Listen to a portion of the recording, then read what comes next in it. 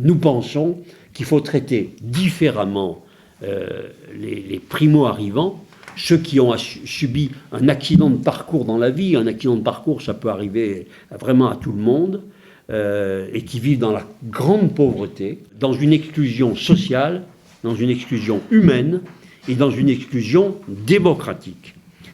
Nous voulons en finir avec la parole et avec les postures et avec les positions de principe derrière lesquelles il n'y a rien.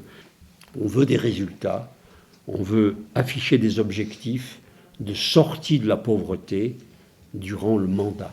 Notre programme, c'est une rupture méthodologique avec ce qui a été fait jusque-là. Nous voulons créer un conseil municipal de l'action sociale.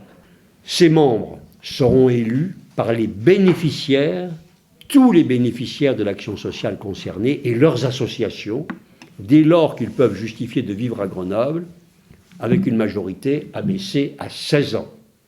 Et ce conseil de l'action sociale, il désignera 2 de ses membres qui deviendront vice-présidents du conseil du centre communal d'action sociale. Pour nous, l'action sociale ne sera pas un sujet, ce sera le sujet de l'action municipale, et ce sera une première. L'exclusion sociale, donc, ne sera plus aussi l'exclusion de la démocratie. Il est possible de mettre en place des actions concrètes, par exemple pour aider aussi les familles monoparentales à trouver un logement, ça peut être dans le cadre des réservations locatives, par exemple, et d'autres actions qui sont possibles. C'est vrai que moi je suis confrontée tous les jours à la détresse des familles, à la détresse aussi des résidents qui souvent arrivent chez nous avec des lourdes pathologies, type Alzheimer. Et je pense qu'il faut vraiment travailler conjointement avec les différents services et les autorités pour pouvoir offrir des réponses adaptées à ces familles qui sont dans le besoin et à ces résidents. En fait, les jeunes, ils sont demandeurs d'emploi, ils sont demandeurs de formation. Quand j'entends dire que les jeunes, c'est des fainéants, qu'ils n'ont pas envie, tout ça et tout, je trouve que c'est leur manquer de respect, déjà d'une chose. À force de les fréquenter, je me suis rendu compte qu'ils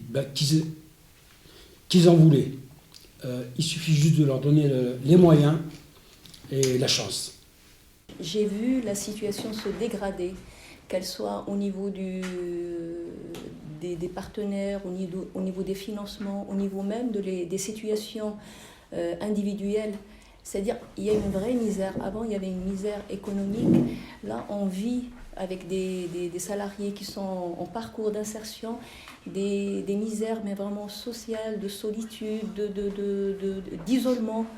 Et c'est, comme vous disiez tout à l'heure, c'est vrai que cet éclatement du service social, ils sont complètement perdus, ils ne savent pas quoi faire. On le voit, nous, travailleurs sociaux, mais alors c'est encore pire quand ce sont les personnes.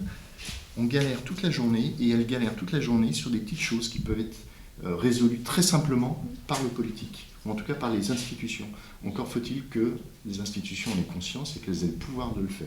C'est pour ça que l'idée de dire on met des gens qui eux-mêmes sont dans ces situations-là au pouvoir, et bien à un moment donné, non seulement on leur donne la parole, mais on leur donne la capacité de décider et de faire avancer le chemin public.